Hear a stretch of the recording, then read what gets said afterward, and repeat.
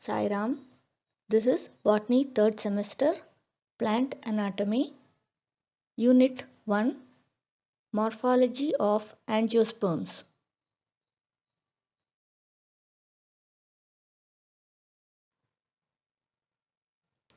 So in the last class, we learnt about the difference between the monocots and dicots, and we learnt about the various taproot and fibrous root modifications and special functions.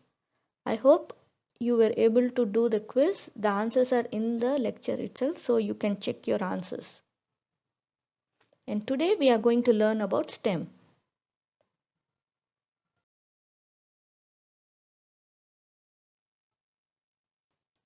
In this video lecture, we are going to learn about classification of meristematic tissues, zones of root apex, and then we are going to move on to stem.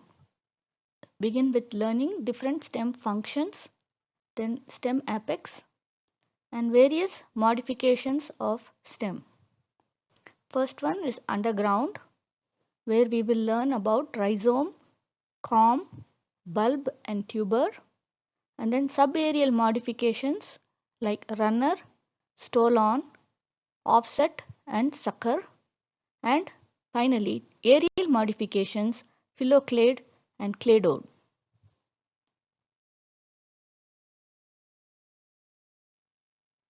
So what is a tissue? Tissue is a group of similar or dissimilar cells that perform a common function and generally have a common origin. So plant body comprises of different functions and it has different tissue systems. Like the epidermal tissue protect the inner cells and it also helps in gaseous exchange. And ground tissue performs photosynthesis. Vascular tissues like xylem and phloem help in conduction of water and food. So these primary tissues are variously classified. One of the classification is dividing them into meristematic, permanent and secretory tissues.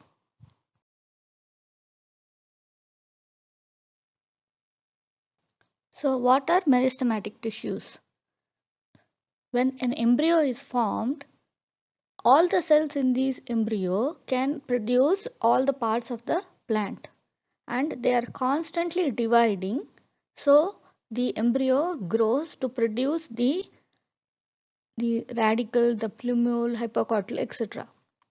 When these meristematic cells divide, a group of cell will remain meristematic, which means some of them will continue to divide, but will not differentiate into a specific shoot or a root cell. Rather, it will remain as a meristematic cell which can give rise to, which still has an opportunity to decide later. It still remains as a simple meristematic cells which is dividing but not differentiating. Once a cell differentiates, like in human body we have the totipotent cells or pluripotent cells, which means they keep dividing and they can become a blood cell, they can become a muscle cell, they can become nerve cell. So these cells divide but they do not differentiate. But once a cell has differentiated to become a vascular cell like a xylem or a phloem cell, then that is a differentiated cell and it is called a permanent tissue. Permanent tissue meaning it will remain a xylem cell for the rest of its life. So now coming back, so meristematic cell is one which is dividing all the time. It can produce either root or a shoot or a leaf. It has not differentiated, which means it has not decided or made this decision to remain as a particular tissue, rather it remains as a meristem. A permanent tissue is a differentiated cell which has taken a particular structure and a function and thereby it develops into a structure and forms a structure. So these can be a vascular cell, an epidermal cell or a cortex cell, etc. So they are permanent. The next one is secretory. Secretory are those cells that can produce some secretions. These secretions can be used within the cell or it is used outside the cell, outside the same cell, I mean. So the examples of some secretions can be like tannins, resins, which help the plant to protect against predators, and then enzymes and hormones which help in the growth and the metabolism of the plant.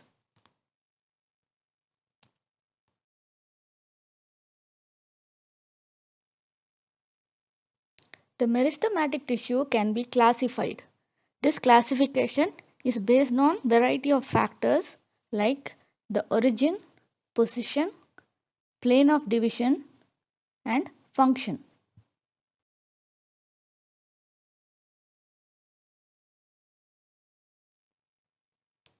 On the basis of origin, meristems are classified into promeristem, primary meristem, and secondary meristem. Promeristem are the group of cells which are in the primary stage of meristematism cells. That means they are present only in the small regions at the apices of the shoots and roots. And this is promeristem from which the primary meristem cells arise. So the promeristem cells are the precursors to primary meristem. So primary meristem comes from promeristem, right? So the primary meristem cells are those that are in active state of division, which means they are continuously dividing, and they give rise to a permanent tissue. In most monocots and herbaceous dicots, only primary meristem is present. Now coming to secondary meristem. So where does this secondary meristem come from? From the primary meristem. So the primary meristem cells, after the plant has grown to a certain time or some amount of development, from the primary meristem, the secondary meristem cells arise. And these cells are not present at the very beginning of the organ, but later they give rise to various secondary growth that occurs in the cells, which example is the cambium, where the plant increases in its diameter.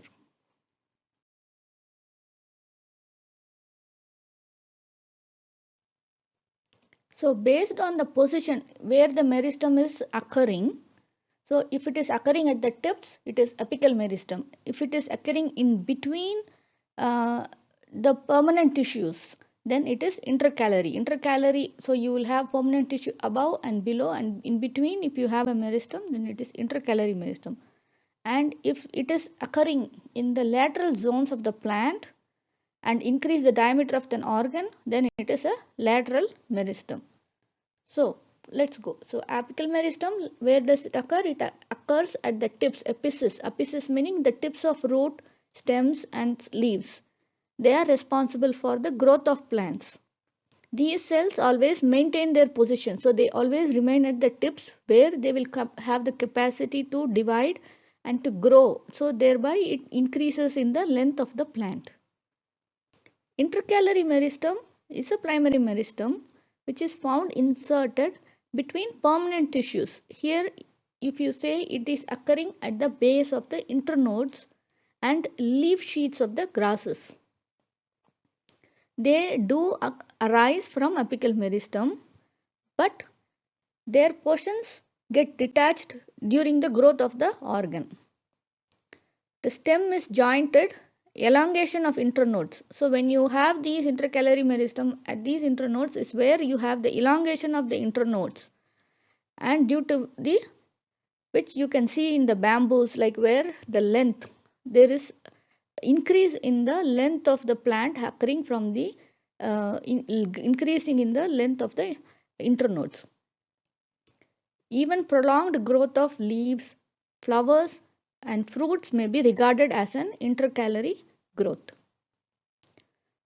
The lateral meristem, that is like the vascular cambium, the cork cambium, are referred as the secondary meristem because they produce the secondary tissues which increase the thickness of the plant body.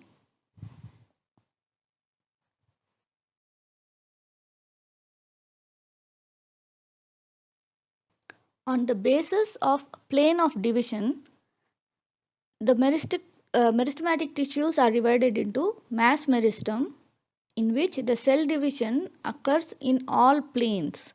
Both horizontally and vertically, the cell is dividing, and this division also occurs in irregular shaped structure, which means it grows maybe like in a oval shape as an endosperm, etc. So there is not even distribution on all the directions, rather, but it also means that this cell division is occurring both horizontally and vertically.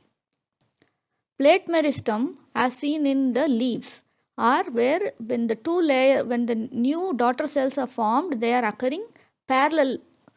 So they are parallel layers of cells which divide anticlinally in two planes. So plate-like structure is formed. So this is the pattern that we see in the leaf lamina. Rib or file meristem, in this type the cells divide at right angles or anticlinally in one plane, and it is found in the development of lateral roots.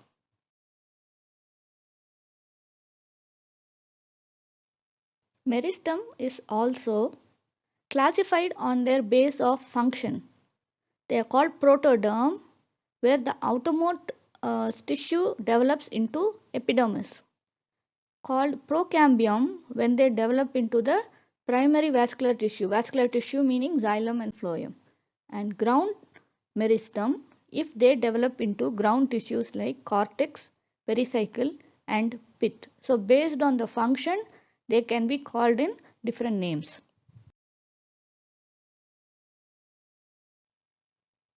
So how does root grow? The root growth begins with seed germination, and after seed germination, the plant embryo emerges from the seed. The radicle of the embryo forms the root system, and the tip of the root is protected by root cap. Root cap is a structure which is exclusively to the roots, and it is not found in other plant parts. The root cap is continuously replaced because it gets damaged easily as the root grows and it pushes through the soil in search of water.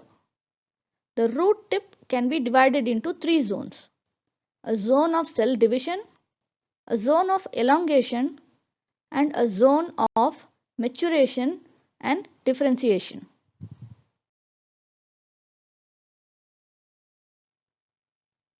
A longitudinal view, as shown in this picture, you can see that the root reveals the zones of cell division closer at the tip, the zone of elongation little above, and the zone of maturation.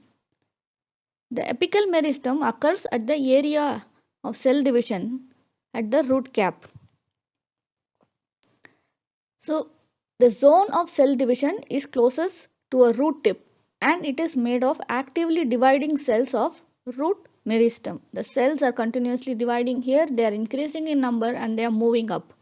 Where the zone of elongation, where the newly formed cells increase in length, thereby the lengthening of the root takes place. Beginning at the first root hair is the zone of cell maturation, where these cells, first the cells, newly formed cells occur at the root cap and they are pushed into the area of elongation as they increase in number, and from there when they grow, even the starting of the first root hair, they begin to differentiate. Differentiation occurs because of various signals like the hormones, the transcriptional factors, the various different proteins makes these cells to differentiate, where they decide, these cells decide whether I want to become an epidermal cell or a cortex cell or a vascular xylem or a phloem cell. So the differentiation occurs at the area of maturation.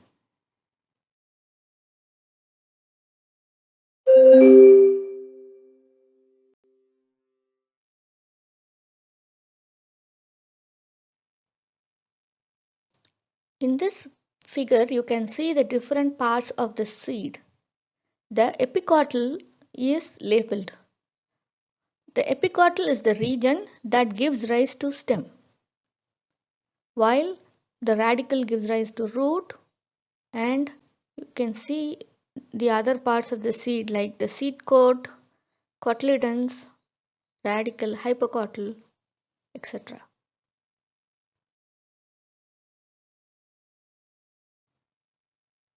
What are the various characteristics of a stem?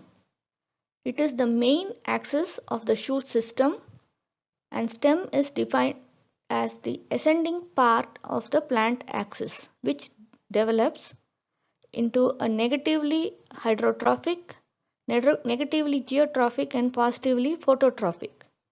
It bears a terminal bud and axillary buds in the axils of leaves for growth. It is differentiated into nodes and internodes.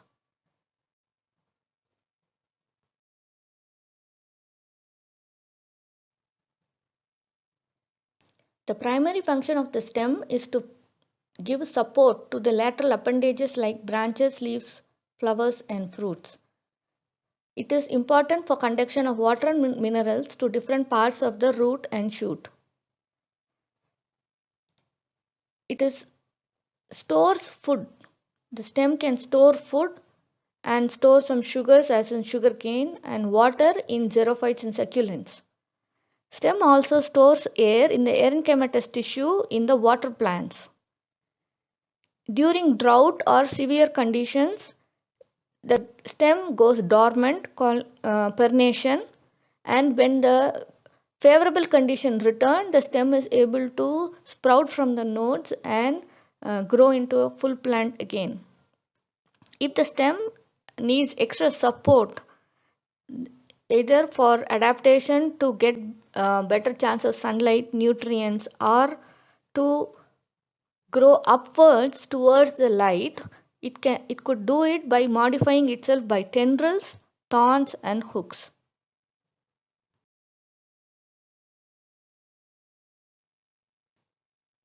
A structure in the stem can not only give a support, but it also can give protection against predators like thorns from herbivores and prickles from other insects, and it thereby gives a survival advantage to this plant. In the xeric condition, that is in dry, hot desert conditions, thorns, phylloclades, and cladodes reduce the transpiration, thereby reduce the loss of water. Vegetative reproduction can happen through runners, stolons, and offsets, and also in the underground stems. And sexual reproduction when the stem is modified into flowers.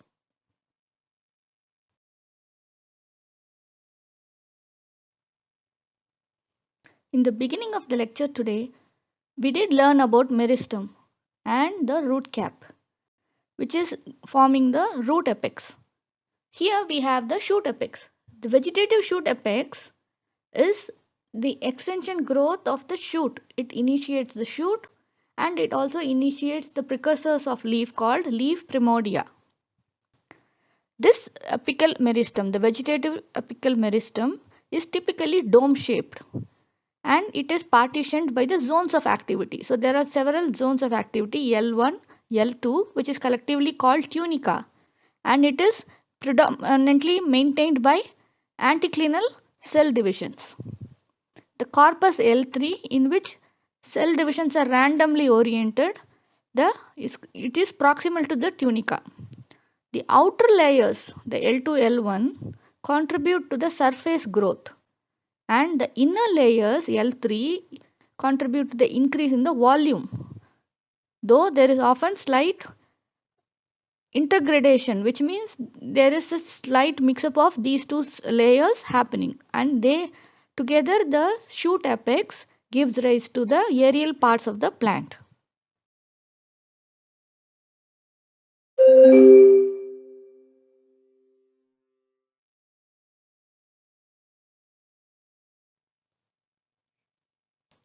The stem remains dormant during unfavorable conditions and give off aerial shoots during favorable conditions. Some of these underground stems often store food and become fleshy. Underground stems are important for storage of food, perennation, and vegetative propagation. But how do we differentiate them from roots? They have a stem like internal structure when you look at them anatomically. Exogenous branching is there, presence of nodes and internodes, occurrence of foliage leaves or scale leaves at the nodes with axillary bud, and absence of root cap.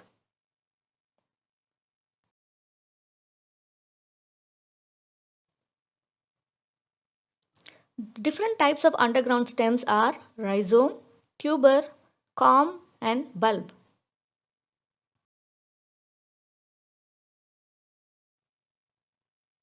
Rhizome. Rhizome is a dorsiventrally thickened brown stem that grows horizontally under the surface of the soil. It has distinct nodes and internodes, which bears these terminal buds and axillary buds at the axil of each scale leaf. In the return of favorable conditions, the complete plant grows from these nodes present in the underground stems.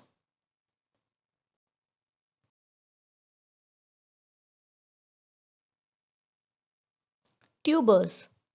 Tubers are actually swollen ends or tips of special underground branches which store food, carbohydrate like starch. Tubers show nodes and internodes which bear scale leaves and axillary buds, commonly called as eyes. Under favorable conditions, these eyes sprout and produce aerial shoot. Tubers help in vegetative propagation and they do not produce any adventitious roots. While rhizomes do give rise to roots, tubers do not give rise to roots, and thereby you can differentiate a rhizome from a tuber. Example here is potato.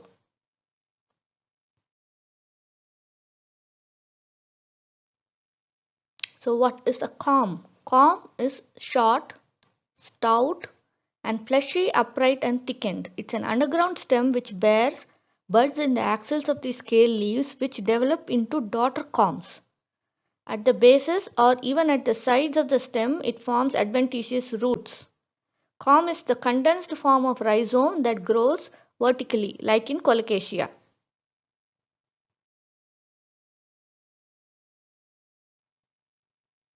Here is a photo of a corm. Here in the left, you have the entire corm with its tunic. In the middle one, little bit of the tunic is removed where you can see the leaf bases. And in the right, it's been sectioned to expose the central medulla.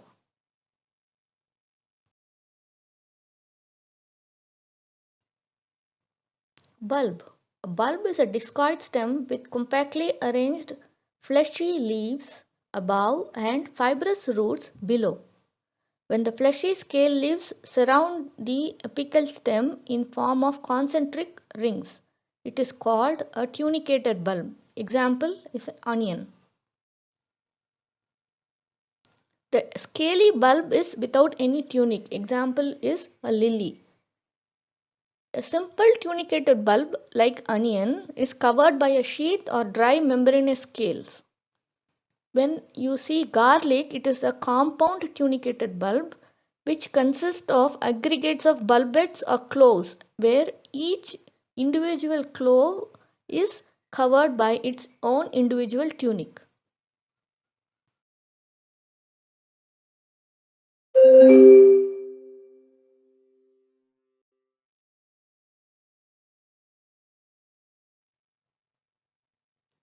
The types of subaerial stems are runner, stolon, offset, sucker.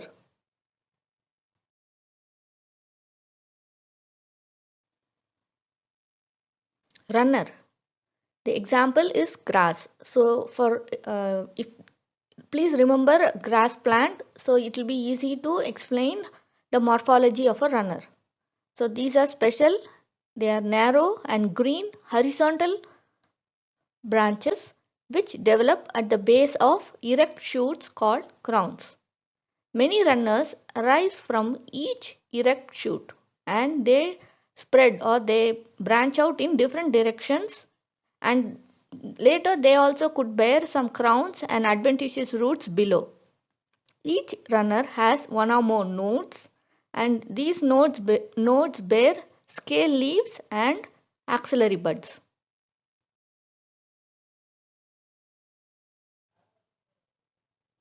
Stolon is a slender lateral branch that arises from the base of the main axis. So here you have a parent plant, a branch that just bends, reaches to the soil and grows a complete plant from that point onwards.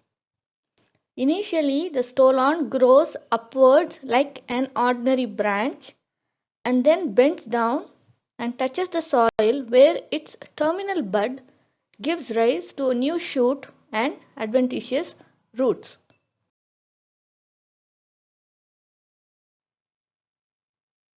Offset. Offset is commonly called the runner of aquatic plants. So, offset aquatic plants. Shorter and thicker than a runner, it helps in vegetative propagation. A runner produces a rosette of leaves above and roots, adventitious roots below.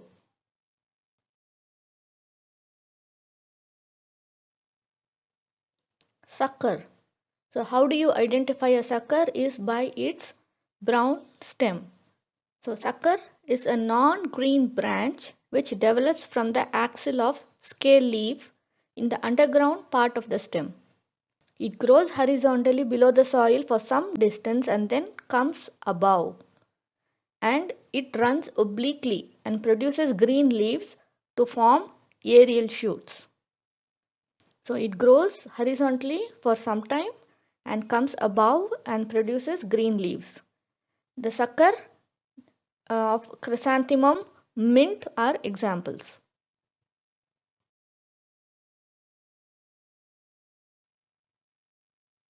Now coming to the aerial modifications, we have phylloclade and cladode. Both are xeric adaptations found in desert plants.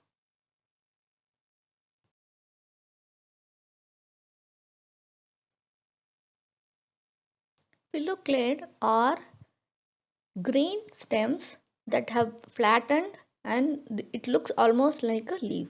So the phylloclade is a stem which transformed into a leaf-like structure. The phylloclade is green and it is flattened which has distinct nodes and internodes. Though it looks like a leaf, it still functions like a stem. So it can bear new fruits, flowers from these phylloclades. These phylloclades are thick, fleshy and succulent and commonly found in the xerophytes. And this modification helps them to check water loss.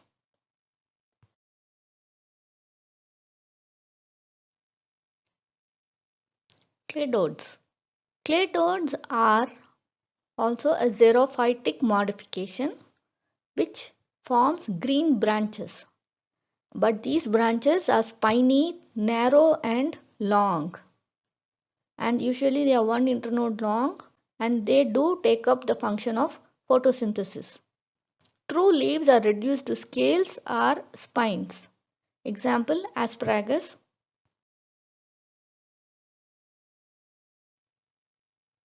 Stem thorns. As extra information, here we are presenting the thorns. These are also stem structures because they do have the vascular cylinder, which is the xylem and phloem inside the thorns. And sometimes the thorns also sprout to produce some flowers and leaves.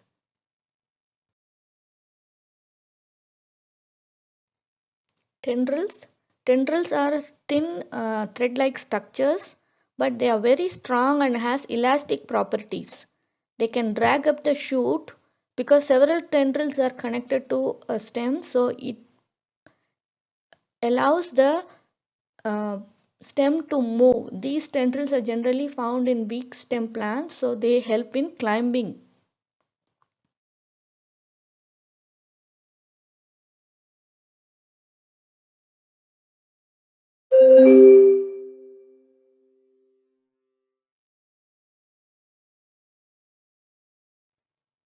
Now it is quiz time.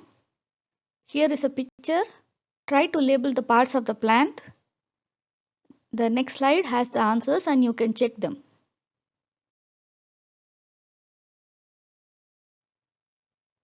Here we have the answers, all the labels. The figure legends are available.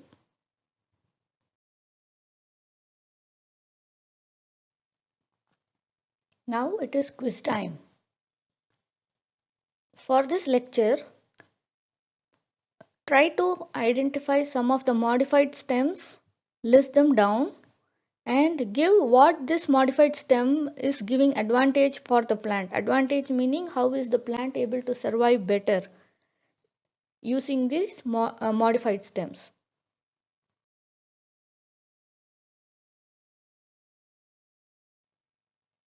Sai Ram, this is the end of the lecture. I hope it was helpful. Please do watch the lecture more than once and take your own notes. Sai Ram, thank you.